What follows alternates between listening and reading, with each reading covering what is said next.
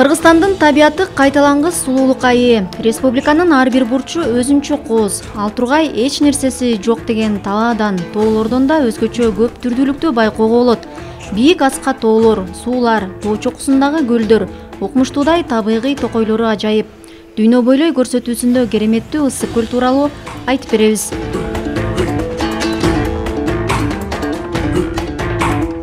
Ысык көл Кыргызстандагы эң чоң көл. Дүйнөдөгү 25 ири көлдүн катарында жана эң терең көлдөрдүн тизмесинде 7-орунда турат.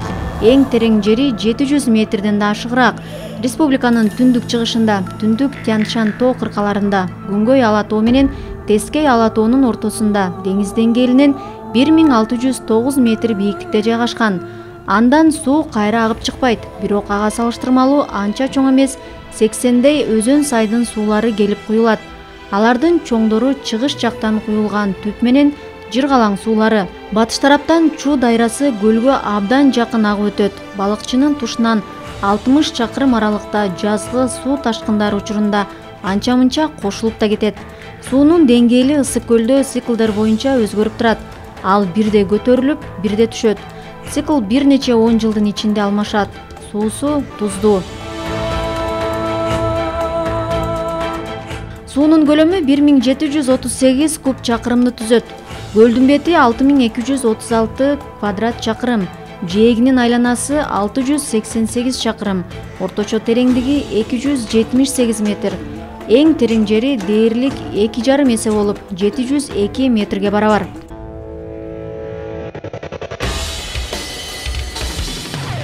Ысык көлдүн узундугу батыштан чыгышка 182 километр, ал эми түштүктөн түндүккө 58 чакырым. Ысык көл тунуктугу боюнча дүйнөдө Байкалдан кийинки 2-орунда турат. Көлдүн түбү чоң табышмак боюнча калууда. Көл суусунун алдында байыркы урандылар бар экендиги көпчүлүккө кеңири маалым. Келечекте көгүлтүр Берметтин түпкүрүн изилдөөчү чыгаарына ишеним чоң. Суу каптаган шаарлар жана байлыктар жөнүндө бир катар уламыштар бар. Алардын көпчүлүгү чыныгы фактыларга негизделген. Суу алдындагы казуулар көрсөткөндөй, көлдүн жээгиндеги зонада, чындыгында кийинчерээк суу астында калган орто кылымдагы бир катар шаарлар, анын ичинде усундардын борбору Чигу бар. —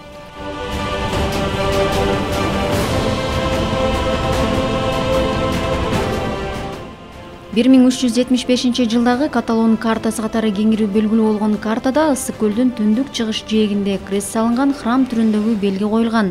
Анын жанында апостол Матфейдин кудурети сакталган деп айтылган армян бир туугандардын монастыры деп түшүндүрмөсү жазылган.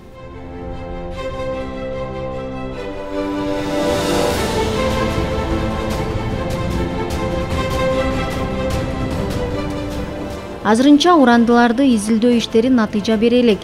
Балким биздин окумуштуулар байыркы жашоочулардын изин таап алышы ажеп эмес.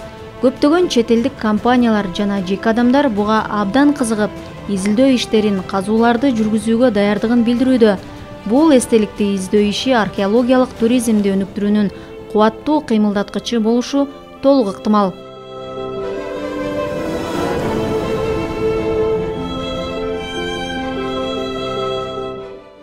Темирлан ысык көлдүн жээгинде кеминде 3 жолу 1376, 1389 жана 1392 жылдары келген.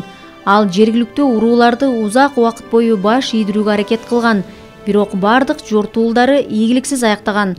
Аскерлер жакындаганда уруулар башка жакка көчүп, аскерлер өлкөдөн чыгып кеткенде кайрадан уруулар кайтып келишкен.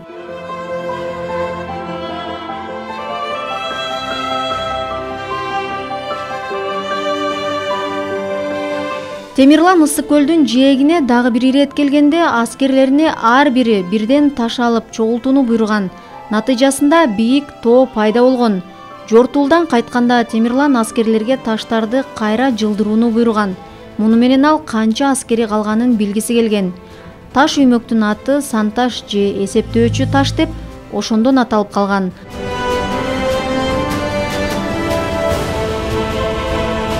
Совет мезгилинде археологдор ашуудагы дөбөлөрдү иликтешкенде, ошол дөбөлөрдүн биринде сак усун дооруна таандык сөөктөр чыккан. Ысык көлдүн аталышы ар кайсыл мезгилде ар кандай аталган. Анын Туз көл деген да аты болгон. Андан кийин Жунгар хандыгы тушунда Тимур Туннор деп аташкан. Бул темирлүү көл дегенди билдирген. Бир кезде Жыт көл деп аташкан.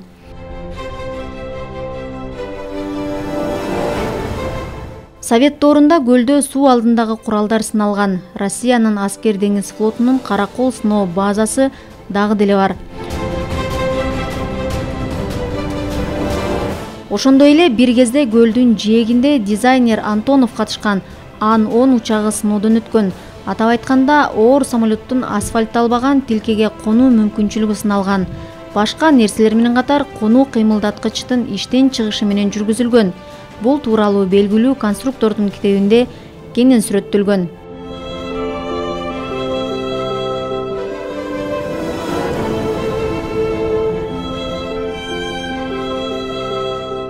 Ысык көлгө жаздын келиши эң кызыктуу болот. Көл үстү түркүн сонундарды элестетет. Мында кыштаган ак куулар, кызыл моюн өрдөктөр башка жака кетишет. Анын ордуна сууда сүзүүчү башка канаттуулар пайда болот. Айрыкча каркыралардын канат сермеши кандай кызыктуу. Ал эми көз талдырган канат сермеген көк кытандарчы. Барды келген куштардын тобун карап отурса, көп нерселерди байкоого болот. Ошентип ысык көлгө 16 түрдүү келген куштар учуп келишет. Уялар салышат, жумурткалашат, балапан чыгарышат. Көлдө балык өстүрүүчү жана кармоочу чарбалар да бар. Алар чабак, осман, маринка жана сазан сыяктуу көп балыктардын түрүн кармашат. Көл жээги жай мезгилинде өтө жандуу жана кооз, ар түрдүү ооруларды айыктыруучу жетөгүз, кой сары, ысык көл, ак суу сыяктуу курорттор ысык көлдө. Ысык көл эс алуучу жайдан башка да туризмдин борбору. Башка өлкөлөрдөн туристтер, альпинисттер жана саякатчылар келип турушат. Алар көлдүн кооздугуна, тунуктугуна, абанын тазалыгына суктанып кайтышат. Көлдүн жээгинде бир мезгилде 30 миңден ашык эс алуучуну кабыл алууга мүмкүнчүлүгү бар 150дөй санаторий, ден соолукту чыңдоочу мекемелер жайгашкан. Ысык көлдүн туристтик мүмкүнчүлүгүн дагы да арттырууга шарттар бар.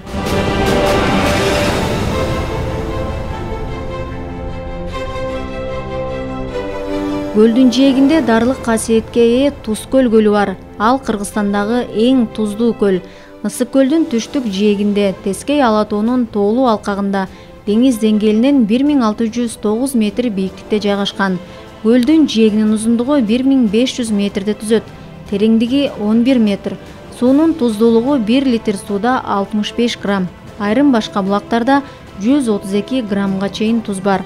Суунун туздуулугу жыл мезгилдерине жараша өзгөрүп турат жана 236 граммга чейин жетиши мүмкүн.